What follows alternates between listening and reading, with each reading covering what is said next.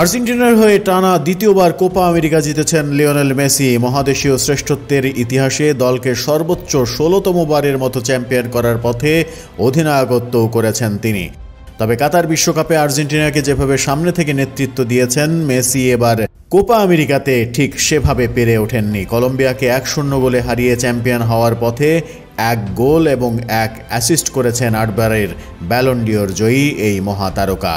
কিন্তু পারফরমেন্সে নিজে উজ্জ্বল না হলেও কোপা আমেরিকার সেরা একাদশে ঠিকই জায়গা করে নিয়েছেন তিনি।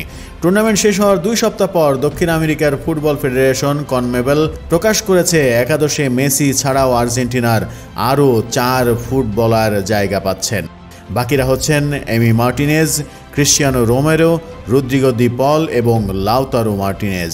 অপরাজিত চ্যাম্পিয়নের মতোই টুর্নামেন্টের একাদশেও আধিপত্য দেখিয়েছে আর্জেন্টাইনরা। ১১ জনের মধ্যে ৫ জনই তাদের দল থেকে সুযোগ পেয়েছেন। রানার আপ কলম্বিয়ার ২ জন এবং ১ জন করে সুযোগ পেয়েছেন কানাডা, ব্রাজিল, উরুগুয়ে এবং ইকুয়েডরের খেলোয়াড়। পুরো টুর্নামেন্টে আর্জেন্টিনার গোলবারে চীনের প্রাচীর হয়ে দাঁড়ানো গোলরক্ষক মার্টিনেজের জায়গা পাওয়া একেবারে নিশ্চিতই ছিল, পেয়েছেনও তাই।